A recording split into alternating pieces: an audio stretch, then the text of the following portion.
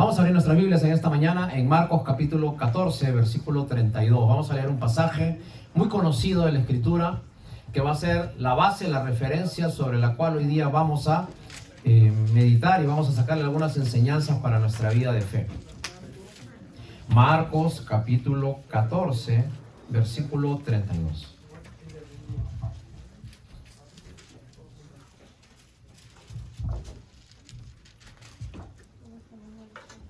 Y le damos la bienvenida también a aquellos que a través de las redes sociales se están agregando y van a escuchar este mensaje a través del YouTube.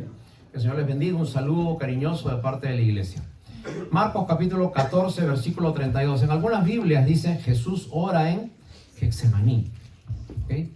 Y ya que estamos entrando ya a las festividades del recordatorio de la muerte y resurrección del Señor Jesús, vamos a meditar en este pasaje. Marcos capítulo 14, versículo 32. La palabra del Señor dice así: vinieron pues a un lugar que se llama Getsemaní y dijo a sus discípulos: siéntense aquí entre tanto que yo oro. Y Jesús tomó consigo a Pedro, a Jacobo y a Juan y comenzó a entristecerse y a angustiarse. Y les dijo a los tres: mi alma está muy triste hasta la muerte. Quedaos aquí y velad.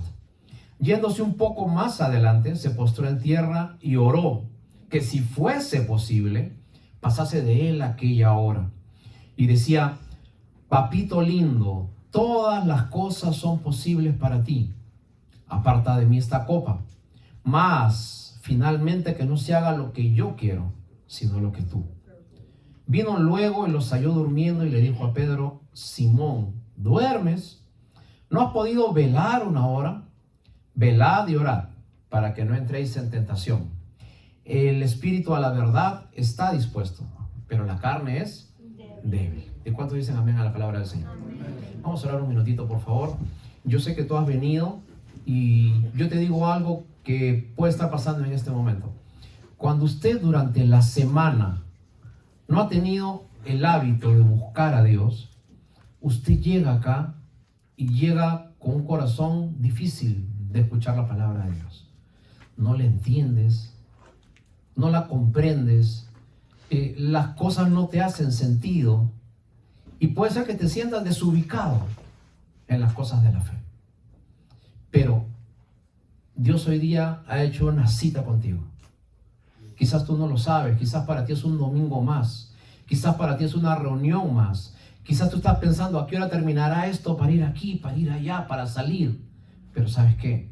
Dios quiere darte una semilla de fe. Dios quiere darte algo que le va a dar lo que tu alma necesita.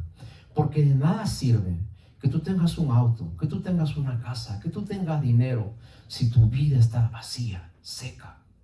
Si tu alma está desubicada en la vida. Y ese es el gran trabajo que Dios tiene para nosotros hoy.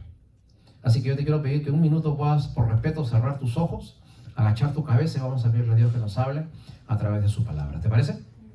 Señor, en este momento queremos venir delante tuyo y nosotros venimos así como estamos. No necesitas tú saber qué hemos hecho, tú ya lo sabes. Tú no necesitas saber dónde hemos estado, tú ya lo sabes. Tú no necesitas saber qué pensamos, tú ya lo sabes. Tú sabes todo de nuestra vida. Pero muchas gracias porque sabiendo cómo somos, a pesar de eso nos amas. Y una manera, Señor, en que nos demuestras que nos amas es que nuevamente hoy día tú nos das una invitación a acercarnos a ti. ¿Qué te podemos ofrecer? ¿Qué de valor te podemos dar? ¿Qué dinero puede alcanzar tu gracia y tu favor? Ninguno. ¿Qué tenemos nosotros para darte? Nada. Simplemente somos muchas veces personas con una cantidad tan grande de problemas que no podemos solucionar, que lo único que te podemos hacer es venir aquí y pedirte cosas. Pero a pesar de eso, hoy día queremos escuchar lo que tú tienes para cada uno de nosotros y lo recibimos, Señor, esperando que sea esa verdad que cambie una vida para siempre y que comience una eternidad en nuestro corazón liviano, ligero y temporal. En el nombre de Jesús oramos así. Amén. Los científicos han hecho experimentos con personas que están a punto de morirse y una de las cosas que están haciendo es verificar si realmente es cierto que el ser humano tiene un alma. Entonces, están haciendo el siguiente experimento. Cuando una persona está moribunda y en sus últimos minutos de vida está casi expirando, lo ponen en una máquina que lo pesa. Ahora, cuando esa persona cierra sus ojos, inmediatamente miden cuánto pesa. Esperan 5, 6, 7, 10, 15 segundos y vuelven a pesar a esa persona a ver si algo salió de peso de esa persona. Increíblemente, los científicos han determinado que cuando una persona muere, 30 gramos de peso sale de su cuerpo. 30 gramos son los que definen tu vida. El alma de esa persona que partió salió. 30 gramos que definen tu futuro, tu vida, tus decisiones, que dicen lo que tú eres, lo que tú haces. Científicamente comprobado. 30 gramos salen de una persona cuando se muere. Esos 30 gramos son los que te manejan todos los días. Esos 30 gramos son los que te tienen inquieto diariamente. Esos 30 gramos que son tu alma son los que te comienzan a llevar de un sitio a otro y mueven tu cuerpo como si fuera un auto que va a disposición de ellos. Hoy día vamos a ver a nuestro Señor Jesús, que es nuestro líder por referencia, que también siente lo mismo que tú sientes, que también sintió esas sensaciones que tú tienes día a día. Porque la Biblia dice que Jesús fue 100% Dios y fue 100% hombre. Y por lo tanto, Él no es ajeno a lo que tú sientes. ¿Tú crees que sientes tristeza en la vida que nadie te entiende? Permíteme decirte que el Señor Jesús también la sintió. ¿Tú crees que en la vida te sientes desconcertado, que nadie realmente puede sentir lo que tú sientes? Permíteme decirte, hay alguien que a pesar de ser humano, que a pesar de sentir las mismas sensaciones que nosotros tenemos, las mismas tentaciones. Pablo dice que el Señor Jesús fue tentado en todo, pero no pecó. Y en todo es en todo. ¿Ok? Y a pesar de tener esas sensaciones, Jesús no pecó. Hoy día vemos en este pasaje de Marcos capítulo 14 que Jesús está pasando por un momento difícil y crucial en su vida. Jesús había tenido 30 años de ministerio, 30 años de vida cuando empezó su ministerio. 3 años Jesús comenzó a servir, enseñar, a hacer milagros y a dar el mensaje de fe. A los 33, el Señor Jesús entiende que es el momento determinado por Dios para ir a Jerusalén y entregar su vida por nosotros. Ahora, Él sabía que iba a ser entregado por Judas. Y Él sabía que ya iban a venir los soldados romanos a tomarlo. Él sabía que su hora se acercaba. Pero ¿qué cosa hace Jesús cuando ve que el peligro se acerca? Marcos 14:32 nos narra qué es lo que está pasando. Dice, vinieron pues a un lugar que se llamaba Getsemaní y dijo a sus discípulos, siéntense aquí, entre tanto que yo oro. Es interesante que la palabra Getsemaní significa el lugar donde se prensan las olivas. Las olivas son lo que en algunos países se llaman las aceitunas. Entonces, ¿qué cosa era lo que hacía un agricultor hebreo en ese tiempo? Sembraba, cosechaba, recogía y amontonaba las olivas o las aceitunas, pero la finalidad y el propósito principal de ese alimento era prensarlo y sacarle la mayor cantidad de aceite que se podía de allí. Quizás para nosotros el olivo sea un objeto de comida ahora. En ese tiempo era mucho más que para lo que nosotros es el olivo. Con el aceite de las olivas se curaban heridas, se lo tomaban como algo medicinal y algo muy importante, servía como combustible para que las lámparas puedan alumbrar, porque en ese tiempo no había el desarrollo de tener toda la tecnología, no había luz. Entonces la única forma que tenía el pueblo de alumbrarse era a través de una lámpara. La lámpara tenía que tener un combustible que prendía una pequeña mecha, que le hacías el fuego y hacía la luz. Por lo tanto, tener aceitunas, tener olivas en ese tiempo era muy importante, porque lo que se quería sacar de eso era lo más preciado que tenía. No era la carne, era el aceite que había dentro cuando exprimías a esas olivas. Ahora, se dice que para tener 1 litro de aceite había que prensar, exprimir aproximadamente 6.000 olivas. Imagínate. 6.000 de esas olivas que tú conoces, esas aceitunas, para sacar 1 litro de aceite. Esa era más o menos la cantidad. Porque lo que se botaba era mucha agua. Y tenían que esperar ellos que el agua fuera hacia abajo, el aceite subiera por un proceso de reposo, y de ahí se sacaba esa cantidad de aceite. Ahora, Jesús sabía algo que nosotros quizás no entendíamos. Jesús sabía que Él iba a ser sacrificado por nosotros. La Biblia dice que a los suyos vino y los suyos no le conocieron. Pero a pesar de eso, Él vino a lo suyo. Y lo suyo es presentarse por nosotros delante de Dios para Él pagar el castigo de cada uno de nosotros. El castigo que tú merecías, lo pagó Dios a través de su Hijo Jesucristo. Y cuando Jesús estuvo en esa cruz, su dolor más profundo no fue los clavos que le pusieron, no fue la corona de espinas, no fue los insultos. El dolor más difícil de Jesús no fue botar agua por el costado cuando le traspasaron con una lanza. El dolor más difícil de Jesús, ¿sabes cuál fue? Pagar el pecado. Porque Dios tenía que castigar a alguien por el pecado de la humanidad. Y Jesús se puso en el lugar de cada uno de nosotros para pagar el pecado de cada uno de ustedes y librarnos de eso. Así que llegó un momento en que Dios en la cruz puso a Jesús ahí, y ahí todo el castigo de Dios se puso en Jesucristo. Los teólogos dicen de que hubo un momento en que tanto Jesús cargó el pecado de la gente, que la Biblia dice que se hizo pecado, se llenó totalmente de pecado. Y en ese momento Él ya no sintió la comunión de Dios con Él.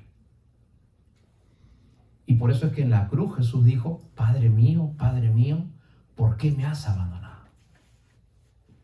Porque Dios no puede tener comunión con el pecado. Entonces, una pregunta. Así como la oliva tenía como finalidad ser prensada y sacar lo más valioso de él, Jesús en este momento se puso cual oliva, y él sabía que iba a ser prensado, tomado, crucificado, herido, para sacar lo mejor de él, que era darnos la salvación. Yo te hago una pregunta. Cuando tú sabes que tienes un momento difícil, cuando sabes que todo te sale mal, cuando sabes que las cosas no se dan como tú quieres, ¿qué es lo que haces? ¿Huyes? ¿Escapas? ¿Buscas un placer? ¿Buscas una persona para olvidarte, disipar tus problemas? ¿Tienes un vicio? ¿Vas a una fiesta? ¿Huyes? ¿Qué es lo que haces cuando pasas un momento difícil en que tu vida se prensa de tal manera como una oliva y vas a ser molido en una situación difícil de tu vida?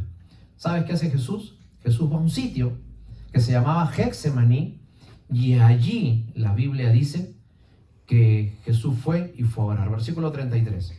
Tomó consigo a Pedro, Jacobo y Juan, y comenzó a entristecerse y a angustiarse. Y les dijo: mi alma está muy triste hasta la muerte. Quedaos aquí y velad. Versículo 33 y 34. Jesús, como nosotros hemos visto en las clases de los días martes, tenía un círculo muy íntimo, muy pequeño. 3 discípulos. Pedro, Jacobo y Juan. Eran las personas a las cuales les mostró los más grandes milagros y las más grandes enseñanzas que él podía dar. Y nosotros vemos unos capítulos antes que Jesús alimenta a 5,000 personas. De allí vemos que está con una gran multitud. De ahí vemos que el grupo se achica más y está con los discípulos. Y de ahí vemos que ahora se achica más el grupo y está con 3 nada más. Pero finalmente hay un momento en que deja a los 3. Y cuando tiene que pasar su momento difícil de decidir si él iba a la cruz o no, él se queda solo. Y me gustaría decirte algo. En la vida, finalmente, los amigos van a quedar a un lado. Porque finalmente en la vida te vas a quedar solo. Las decisiones en la vida las tomas tú. Tú tienes que definir el futuro que tú tienes en la vida. Y va a haber un momento en que tus amigos no van a valer. 200, 300, 500 likes que te ponen por una foto no van a valer. Va a haber un momento en que tú vas a estar solo decidiendo tu vida. Porque finalmente todas las decisiones que tienes que tomar en tu vida las vas a tomar solo. Y las consecuencias las vas a recibir solo. Ahora, a este grupo de 3, Jesús les había enseñado cómo resucitar a una persona, a la hija de Jairo. A Pedro, Jacobo y Juan, Jesús les había mostrado cómo se transfiguró en el monte. Ahora les quiere enseñar el milagro más grande que una persona puede tener mientras vive. El milagro más grande no es resucitar. El milagro más grande no es transfigurarse. El milagro más grande, ¿saben cuál es? Obedecer. Porque es tan difícil hacer que una persona obedezca, hermanos. Qué complicados somos los seres humanos. ¿Cómo nos gusta complicar las cosas sencillas? No nos gusta obedecer desde que éramos niños, menos desde que éramos adolescentes, mucho menos cuando somos adultos y peor aún que somos viejos. Nunca nos gusta obedecer. Siempre creemos tener la razón. No nos gusta que nos den consejos. Los seres humanos no nos gusta obedecer. Y el mayor milagro que Dios puede hacer en tu vida, ¿sabes cuál es? Que tú aprendas a obedecer. Quizás tú me dirás, pastor, mire, siempre que vengo a la iglesia es lo mismo. Que Dios te ama, que tú eres así, que yo soy así. Siempre lo mismo en la iglesia. Permíteme decirte algo. Cuando tú llegas a tu casa, siempre es lo mismo. Cuando tú llegas a tu hogar, la esposa de siempre, el esposo de siempre, los hijos de siempre. Cuando tú llegas al trabajo, el jefe de siempre, tus compañeros pesados de siempre. Cuando llegas a la escuela, el profesor de siempre. Tu carro de siempre. Pero ¿sabes qué? Hay algo que siempre, siempre, siempre va a permanecer igual. Ese Dios que nunca cambia y que te ama. Ese Dios que está dispuesto a solucionar tu vida, a darte vida nueva. Y nosotros vemos que Jesús obedece aunque no lo siente. Él dice en una oración, ¿no? ¿Cuál es el refugio de Jesús cuando tiene que decidir ir o no ir? ¿Tú sabes que Jesús pudo decidir no ir a la cruz? Él tenía esa facultad. Pero él en su debilidad, sabiendo lo que iba a pasar, él ora. Y hermanos, qué gran invento que tuvo Dios con la oración. ¿Qué es lo que tienes que hacer tú cuando estás en un momento difícil? Busca a Dios, ora, pídele a Dios. Pastor, yo no sé orar. Sí sabes orar. ¿Usted sabe conversar? Usted sabe orar. Pastor, yo no sé qué decir. ¿Tú hablas? Muy bien. ¿Hablas español? Sí. Háblale en español a Dios. Porque hay un lenguaje que Dios entiende perfectamente. Es el lenguaje de tu corazón. Y si tú eres sincero y le pides a Dios solo, sin necesidad de un templo, de un religioso, de un ministro, y en tu sinceridad hablas con Dios, Dios te escucha. ¿Qué haces cuando pasas por momentos difíciles? ¿Huyes? ¿Escapas? ¿Te desapareces? ¿O buscas a Dios? Hay un Dios que te está esperando y que está esperando escuchar tu voz.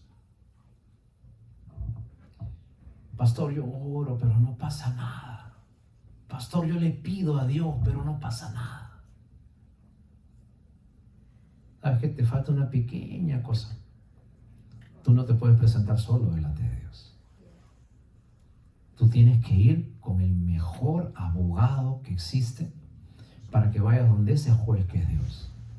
Y ese abogado se llama Jesucristo. La Biblia dice en 1 de Juan capítulo 1, nosotros tenemos abogado en Cristo Jesús.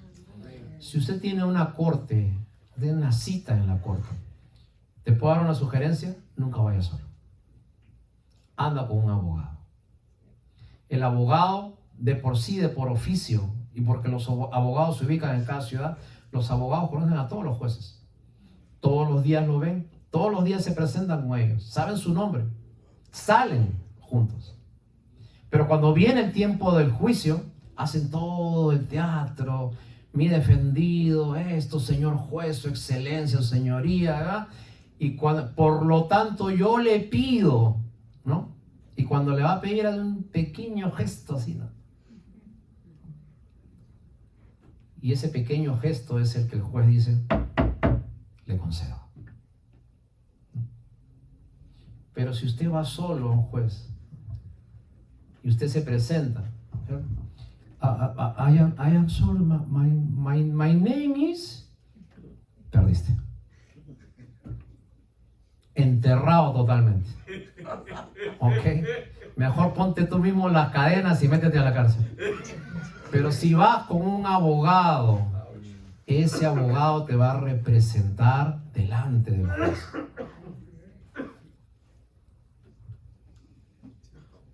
Cuando usted tenga que orar, primero relaciónese con el abogado. Primero pídale perdón a Dios. Primero arrepiéntase. Primero comience su vida de fe. Entonces, yo quiero enseñarte algo en esta mañana y es un poquito a donde quiero llegar. El Señor Jesús como hombre tenía las tres partes que nosotros tenemos. La Biblia dice que todo nuestro ser es espíritu, alma y cuerpo.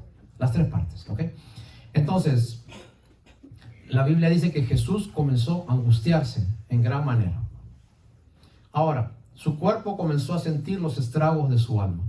Tu alma es esos 30 gramos que hablamos al comienzo, que son los que dirigen y mueven tu vida.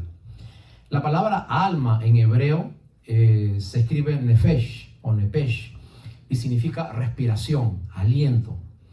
Está 7000 veces escrita en la Biblia. Y como nosotros vemos, el aliento es, ¿qué cosa haces tú cuando respiras? Inhalas, exhalas. Inhalas, exhalas. Respiras. El alma es eso, que está allí, latiendo constantemente, que te pide recibir cosas y que también te pide botar cosas. En griego, la palabra alma significa psique.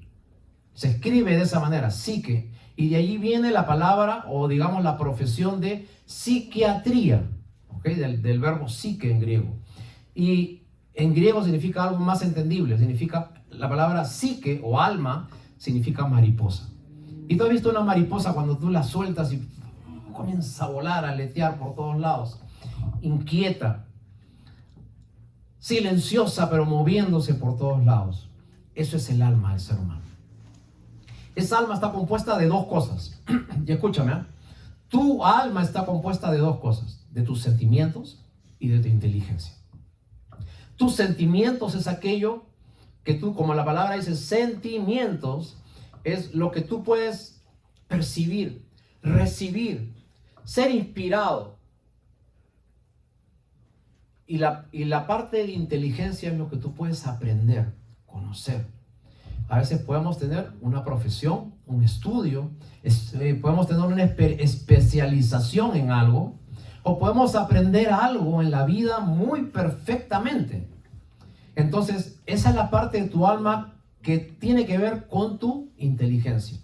Pero hay otra parte de tu alma que tiene que ver con tus sentimientos. Tú puedes estar bien 6 días y medio, pero un sábado en la noche te sientes inquieto, inquieta. No sabes qué hacer. Quieres salir, quieres gozar, quieres divertirte. ¿Qué cosa es lo que está pasando? Mariposeando el alma. Y esa alma te puede destruir en una noche. Te puede destruir en un par de horas. Te puede destruir en una decisión. Y el Señor Jesús, como tú y como yo, también sentía ese aleteo dentro suyo. Y Él sabía lo que se le venía. Pero cuando Él estaba así, Él no huye. Él lo que hace es, comienza a hablar con Dios. Y tú sabes que la oración es una gran medicina para tu alma. Tú sabes que hay hospitales muy prestigiosos en los Estados Unidos que están practicando la oración como un método para liberar el alma, para sanar, para curar. ¿Okay? Y Dios, que inventó la oración, es aquel que nos proporciona esa forma de llegar a Dios. Odias a alguien, díselo a Dios. ¿Tienes un problema con alguien? Díselo a Dios. ¿Deseas a alguien? Díselo a Dios. Pastor, ¿cómo le voy a decir eso a Dios? Dios ya lo sabe. No. ¿O tú crees que Dios, disculpa, no sabía, no, muy mal, muy mal, muy mal? Y Dios ya sabe todo lo que tú sientes, lo bueno, lo malo, tus pecados, lo morboso, lo malo, lo pasional, todo Dios lo sabe. Pero ¿sabes qué? A pesar de eso, nosotros tenemos la misericordia de Dios. Y la palabra misericordia significa miser, corazón, y cordis, miseria. Y la Biblia dice que la misericordia de Dios es que tú le das a Dios todas tus miserias y Él te regresa a cambio su corazón. Miser, miseria, cordis, corazón. Y el salmista en el Salmo 42:11 decía: ¿por qué te abates, oh alma mía, y por qué te turbas dentro de mí?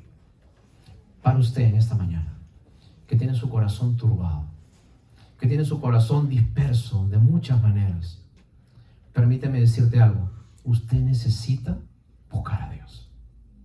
Olvídese de los views, de los likes, de sus amigos, de su entorno, y ahora tiene que ir solo a ese lugar donde se prensan las olivas, y lo mejor de usted tiene que salir a flote. Tiene que ir a su Getsemaní.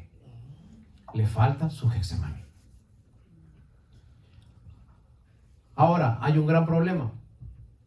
El alma no acepta que es pasional. El alma se precia mucho en su área intelectual. Tú no necesitas. Tú sabes hacer esto. Tú eres muy bueno. Tú eres profesional. Tú sabes. Tú has llevado muchas clases. Tú has llevado muchos seminarios. Tú has escuchado muchas prédicas. Tú no necesitas eso. Pero ¿sabes qué? Usualmente uno se mueve en su área sentimental. Versículo 35 de Mateo 14. Vamos de nuevo a seguir que dice este pasaje. Y yéndose más adelante, se postró en tierra y oró que si fuese posible, pasase de él aquella hora. ¿Ok? Entonces, Jesús, en lugar de decir: Señor, líbrame, sácame, libérame, Él dice: yo siento esto. De verdad que yo no quisiera ir a ese lugar. Pero finalmente, yo tengo que aceptar que hay algo más grande que mis deseos, y es la obediencia. Y la obediencia no es lo que tú sientes. La obediencia es lo que tú tienes que hacer. Muchas veces no sentimos obedecer, pero tenemos que obedecer. Muchas veces nosotros no sentimos hacer algo de fe, pero tenemos que hacerlo. Te pongo un ejemplo. ¿Usted alguna vez no ha sentido ganas de ir a trabajar? Se levanta perezoso. Ahora, si usted no va a trabajar y su jefe lo llama: ¿dónde estás? Que no has venido a trabajar. No siento venir a trabajar, no siento. ¿Tú le puedes decir eso? Tú tienes que ir a trabajar, es tu responsabilidad. Así no lo sientas, ¿no es cierto? De repente usted un día tuvo un problema con su esposa, no quiere regresar a casa, no va a dormir ese día. La esposa lo llama: ¿dónde estás? No siento regresar a casa, no siento. No es lo que sientes, es lo que tienes que hacer. Y como hijo de Dios, como persona de fe, usted lo que tiene que hacer es obedecer, seguir adelante en las cosas de la fe. Ahora, el versículo 36, dice: y decía: Abba, Padre, todas las cosas son posibles para ti. Aparta de mí esta copa, mas no lo que yo quiero, sino lo que tú. Y hermanos, vamos a buscar un pasaje en Hebreos capítulo 5, versículos 7 y 8. Y nos narra un poquito de esta secuencia que pasaba Jesús aquí en Getsemaní. Hebreos capítulo 5, versículos 7 y 8, por favor. Si pudieras buscarlo casi al final de tu Biblia, unos 6, 7 libros antes, está Hebreos. Hebreos capítulo 5, versículos 6 y 7. Perdón, 7 y 8. Y si no lo tienes, no te preocupes, que yo te lo voy a leer aquí fuerte para que tú puedas entender. Hebreos capítulo 5, versículos 7 y 8. El escritor de Hebreos está recordando aquí en este pasaje lo que pasó Jesús en Getsemaní. Dice: y Cristo en los días de su carne, ofreciendo ruegos y súplicas, con gran clamor y lágrimas al que le podía librar de la muerte, fue oído a causa de su temor reverente. Y aunque era hijo, por lo que padeció, aprendió obediencia. ¿Qué cosa aprendió Jesús? ¿Qué aprendió Jesús? La obediencia se aprende. ¿Sabes lo que significa aprender en griego? Significa domesticar a un perro. Eso es lo que significa aprender. ¿Usted ha tenido un perro inquieto alguna vez que se come los muebles, que salta por todos lados, que se orina por aquí, que raspa por acá? Creo que todos hemos tenido un perro así. ¿Ok? Ahora, ¿qué cosa es lo que tiene que hacer usted? Primero tiene que acostumbrar al perrito a su voz. Después, tiene que educarlo. Y hasta ese nivel es donde llega el ser humano muchas veces, para que nosotros podamos ser comparados con un animalito que pasa un proceso. Tiene que ir contra su naturaleza, tiene que ir contra su sentimiento y tiene que acostumbrarse a la voz de su amo. Y después, cuando esa persona ya conoce su voz, usted le comienza a enseñar trucos. Échate, párate, tráeme esto. Y el perro va y viene al mando de su voz. ¿Qué pasó? Ese animal usted lo comienza a domesticar. Comienza a acostumbrarse a su voz. Eso es lo que es obedecer. Usted tiene que acostumbrarse a la voz de Dios. Usted tiene que acostumbrarse a dejar sus impulsos, su sentimiento, su forma de ser, y tiene que acostumbrarse a la voz de su nuevo amo. Entonces, hermanos, la Biblia nos dice, nos pide, miren el versículo 37 y 38, dice, Jesús después de estar solo, de conversar con Dios, de expresarle lo que sentía, dice, regresó luego, versículo 37, y los halló durmiendo. Y dijo a Pedro, Simón, ¿duermes? ¿No has podido velar una hora? Velad y orad para que no entréis en tentación. El espíritu a la verdad está dispuesto, pero la carne es débil. Miren, ya habíamos hablado de algo. Jesús dijo que se había angustiado hasta la muerte, físicamente. La palabra angustiarse significa pasar por camino angosto. Angosto viene de angustia. Entonces, Jesús, en ese decidir entre lo que él sentía y entre su obediencia, comenzó a ver que en su cuerpo tenía ciertos síntomas de angustia. Y hermanos, aquí quiero detenerme un ratito y quiero decirte algo. Si usted no sabe manejar los problemas del alma, su cuerpo va a comenzar a tener reflejos, síntomas, características de una angustia que usted no sabe manejar, de un dolor, de una pasión, de una situación que usted no sabe controlar. Falta de sueño, estrés, dificultad. Muchas veces, no siempre, pero muchas veces son síntomas de cosas que vienen reflejadas en el alma.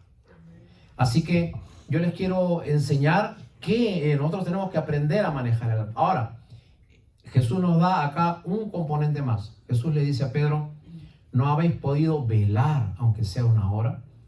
Y sabes que cuando nosotros vemos esto, nosotros pensamos que el Señor Jesús le dijo a Pedro, ¿cómo no has podido orar una hora?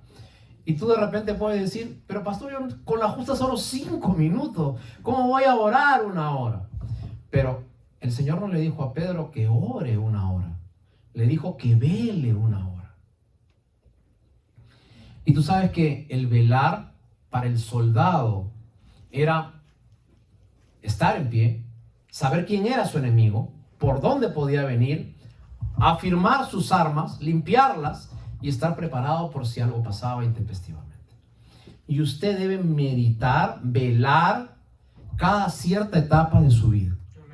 Yo te hago una pregunta, semanalmente, tú te pones a pensar, te sientas un rato y te pones a pensar cómo estás en tu vida.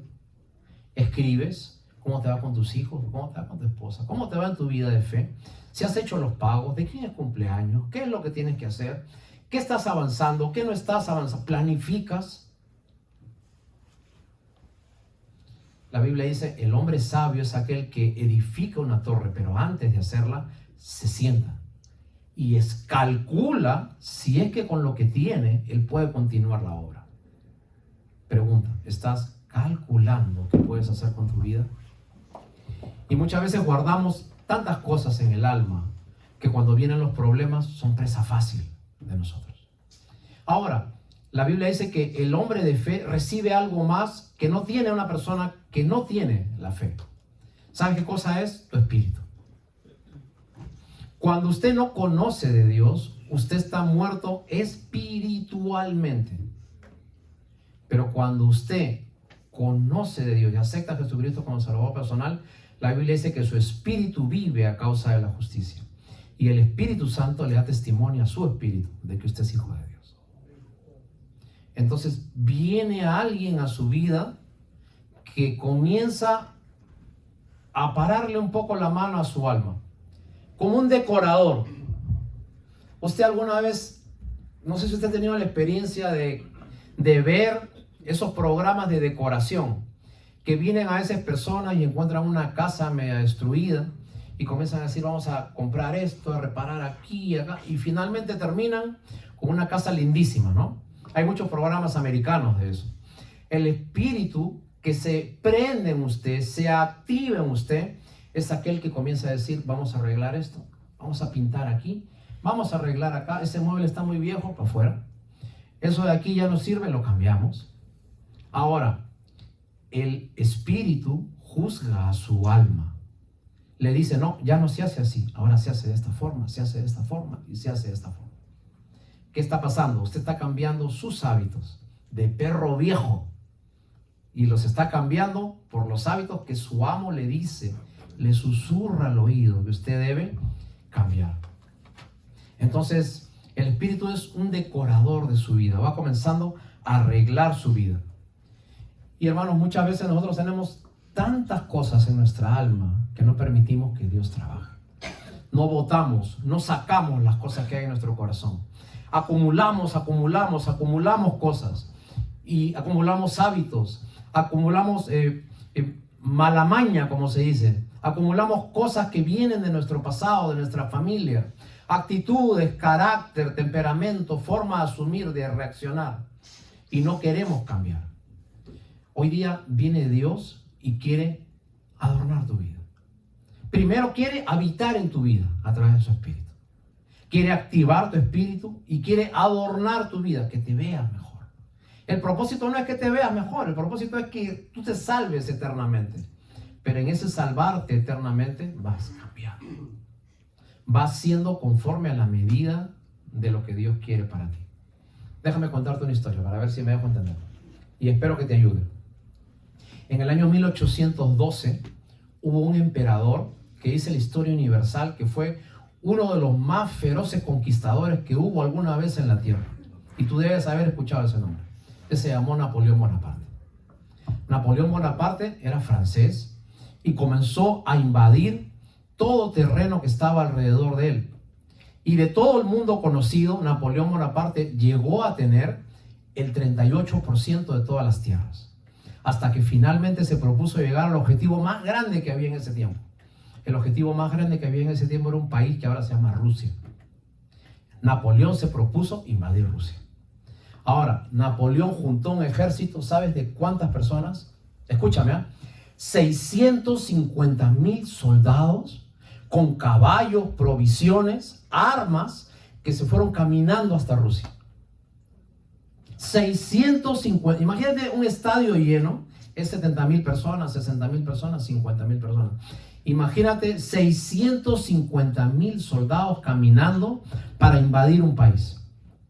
Cuando los rusos se enteraron de eso, los rusos dijeron, ¿por dónde va a entrar Napoleón? Y entonces ellos averiguaron por dónde tenía que llegar el general francés. ¿Sabes qué cosa hicieron los rusos? Llegaron y les dijeron a la población, todos tienen que irse por ley. Dejaron todas las casas vacías, quemaron las casas, quemaron los hospitales, quemaron las iglesias, quemaron los árboles, quemaron los sembradíos, quemaron todo lo dejaron vacío. Cuando Napoleón entra a Francia, entra con sus 650,000 soldados y se da cuenta que no había nada. Todo estaba quemado.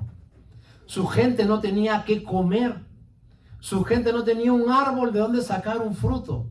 Su gente no tenía una casa en la cual meterse. No había nada. Todo había sido quemado. Te hago corta la historia. Napoleón finalmente tuvo su fracaso más grande como general. Murieron 590,000 soldados de hambre y llegó el invierno y los mató a casi todos. De los 650,000, solamente regresaron 55,000 soldados a duras penas a Francia. Te repito, de 650,000, solo regresaron 55,000 a Francia. Los demás quedaron muertos en el camino. ¿Por qué? Porque no había que agarrar. Quiero jalarte esta historia y quiero enseñarte algo. Muchas veces los problemas van a llegar a tu camino. El enemigo va a llegar a tu camino. Las dudas van a llegar a tu camino. Pero ¿sabes qué? Cuando el enemigo llegue y no tenga que agarrar, cuando esté todo vacío, cuando no hayas acumulado resentimientos, problemas, dificultades, hábitos, el enemigo va a entrar y se va a dar cuenta que no va a tener nada que jalar. Y se va a tener que regresar avergonzado. Pero si los problemas vienen, las dudas vienen, el enemigo viene, las dificultades vienen, y tú tienes todo un botín para que se lleven resentimientos, heridas, dudas, problemas, malos hábitos, caprichos, orgullo, dolor, pesimismo, negativismo, entonces el enemigo va a agarrar todo ese botín y va a hacer contigo lo que quiere. La vida va a hacer contigo lo que quiere. Así que hoy día quiero centrarme en esto. Tú, detrás de tu apariencia, ¿no? Todos están lindos hoy día. Detrás de usted, en su mente, usted piensa, siente, medita, conoce, tiene sentimientos y tiene inteligencia. Todos están envueltos en esto que se llama cuerpo. Pero tú tienes que dejar que ese espíritu que está dispuesto comience a trabajar en ti. ¿Sabes por qué? Porque tu carne es débil, tu alma es débil, tus sentimientos son débiles, tu corazón es débil. Tu alma es una mariposa que aletea, que un día ríe, al otro día llora, que un día siente, al otro día piensa, que un día ama, al otro día rechaza. Tu alma es así. Tu alma está en ese ir y venir. Somos malos por naturaleza. Alguien te puede decir que te ama y a los 2 meses después que te usó, te tomó, ¿no es cierto? Que tomó tu cuerpo, que tomó tus sentimientos, que te ilusionó, te puede botar como un pedazo de trapo. Porque esos somos los seres humanos. Y te pueden decir, ya se acabó, se acabó, se acabó, se acabó. ¿Qué hago? Entonces, para usted, que todos los días lucha, así como luchó el Señor Jesús. A veces no es fácil seguir la vida de fe, pero ¿sabes qué? Obedecer es lo mejor. Y como hemos cantado al comienzo del servicio, te daré lo mejor de mi vida, te daré lo mejor cada día. Será mucho más que una canción. Mi obediencia es mi adoración. Esa es la mejor manera de adorar a Dios, obedeciendo.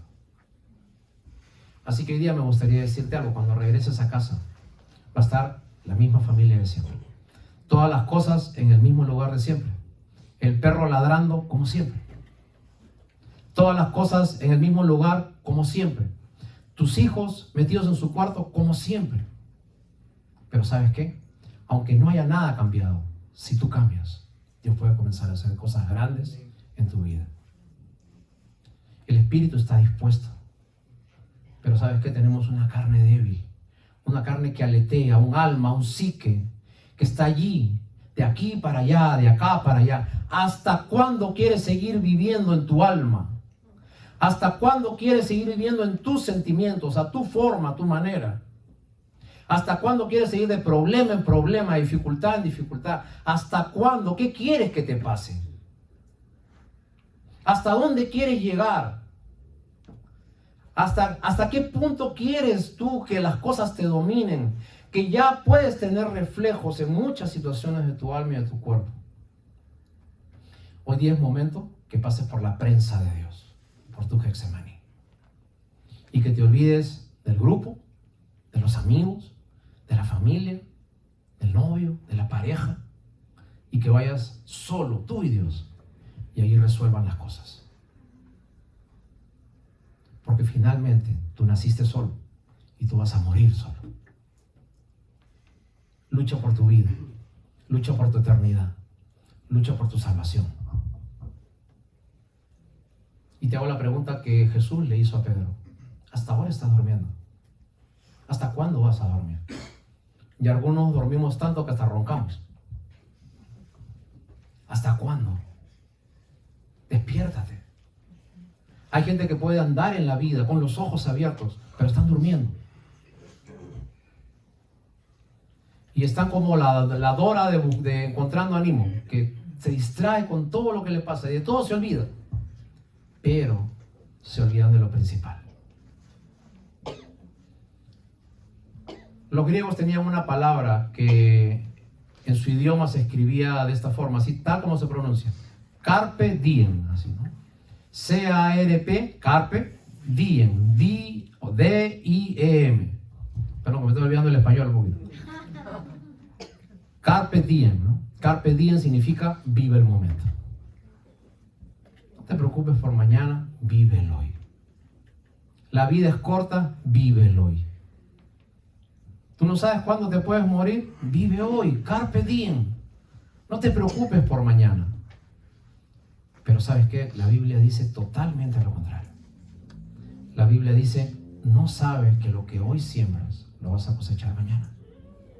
No sabes que tus malas actitudes van a tener una consecuencia mañana. Y si tienes que vivir hoy, vive de la mejor manera. Involucra a Dios en tu vida. Yo sé que la carne es débil. Y a veces en consejería hay personas que nos dicen, pastor, de nuevo lo hice. ¿Qué pasó? La carne es débil, pastor. Y de verdad tu carne es débil. Tú solo no puedes. Para usted que ha intentado cientos de veces y 101 se ha caído, me gustaría decirte, si tú no involucras a Dios en tu vida, siempre vas a pasar por el mismo proceso. ¿Qué cosas hacen en el colegio cuando a ti te reprueban en una materia? Sales con una mala nota. ¿Qué cosa pasa? ¿Qué hace el director? ¿Qué hace el profesor? Te hace llevar de nuevo el mismo curso. Y si te vuelven a jalar o a reprobar, te hace pasar de nuevo el mismo curso. Y saben que nosotros en la vida vamos pasando, quizás no estés en un colegio, no tengas un uniforme de un colegio, pero a veces reprobamos tantas veces una materia en la vida que seguimos pasando por el mismo problema, y el mismo problema, y el mismo problema. Te hago una pregunta, aunque sea por sentido común, ¿no te das cuenta de que tienes que pasar esa materia? Y si no puedes solo, ¿por qué no buscas ayuda? Busca un tutor, busca a alguien que te enseñe, busca a alguien que tenga experiencia en la vida.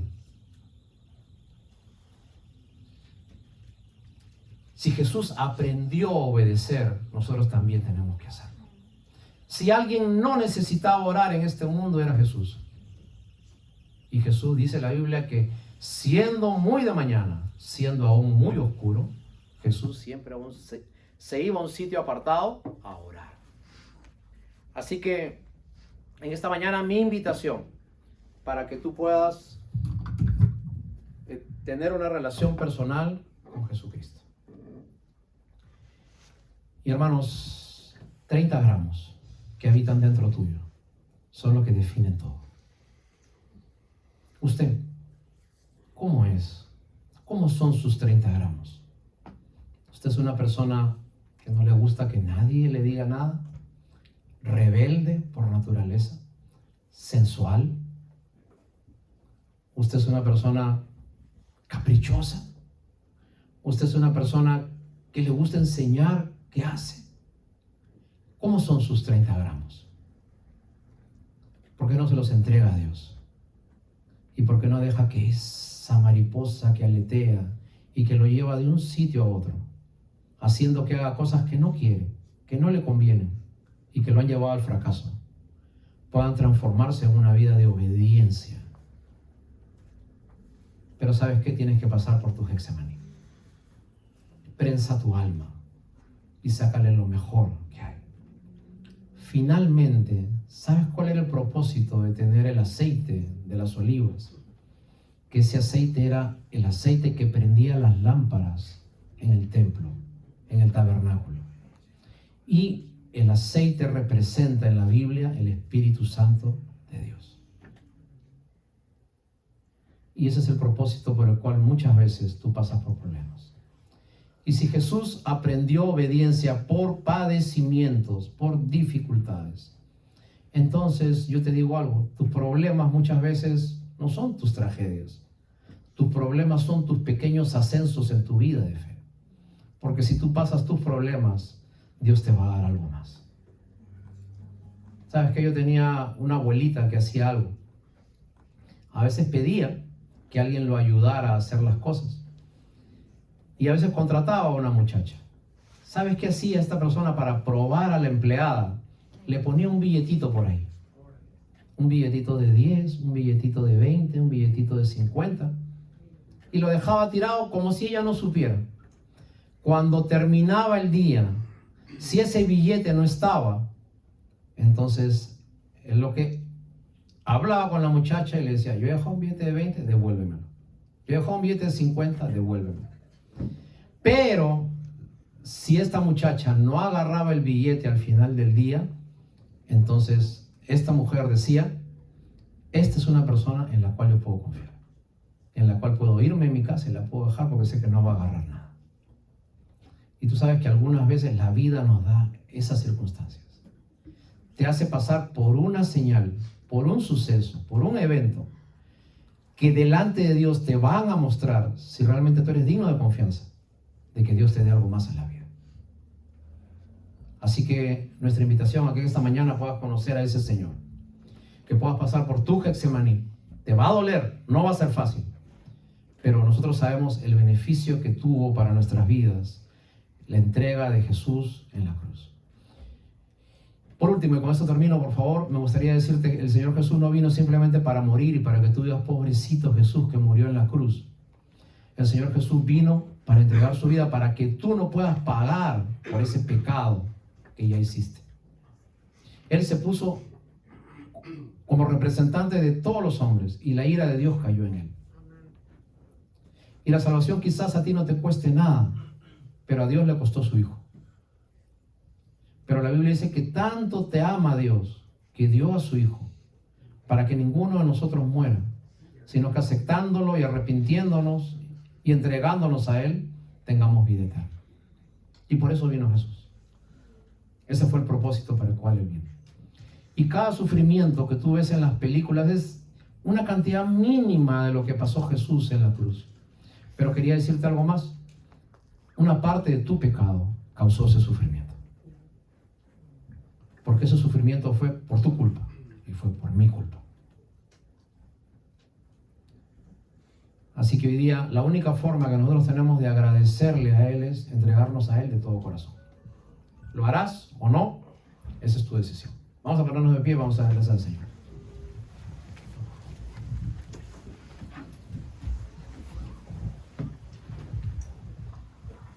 Oremos un minuto, por favor. Me gustaría que mientras todos estamos con los ojos cerrados, con la cabeza agachada, me gustaría orar con usted que quizás se ha dado cuenta de que cada cosa que hace en la vida no le funciona.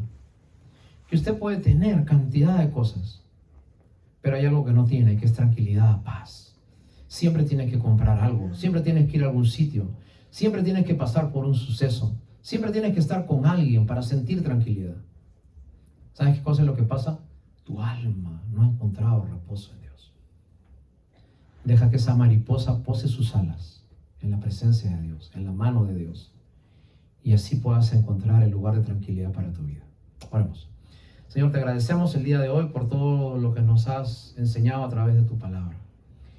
Y Señor, sí, definitivamente nosotros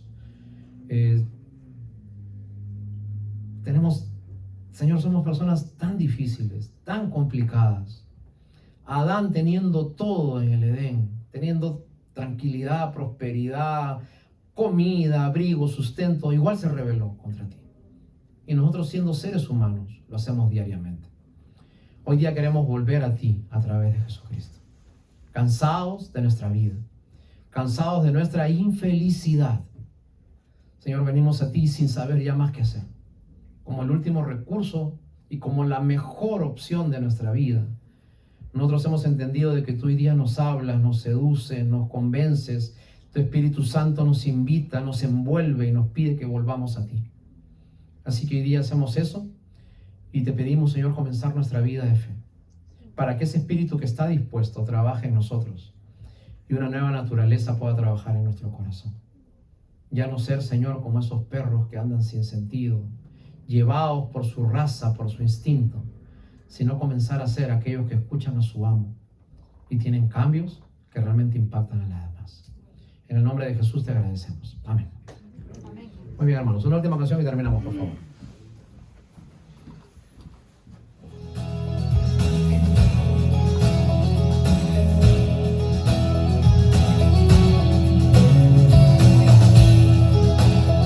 Para usted que quiere darle lo mejor al Señor en su vida, la mejor adoración es su obediencia, su corazón.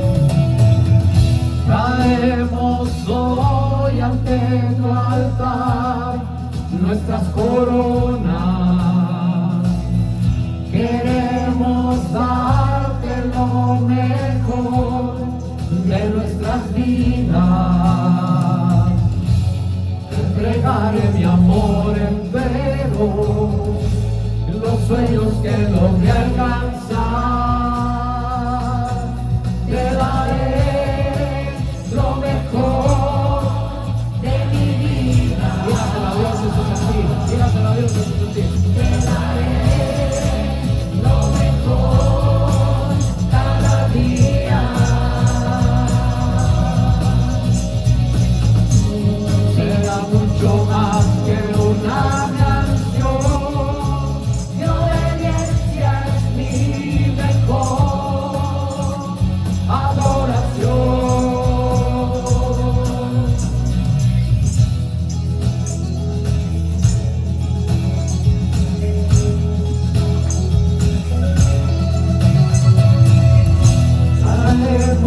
hoy ante tu altar nuestras coronas. Queremos darte lo mejor de nuestras vidas. Traemos solo las primicias, pues tú mereces lo mejor. Te daré lo mejor de mi vida. Te daré lo mejor cada día. Será mucho más que una canción, de obediencia es mi mejor adoración.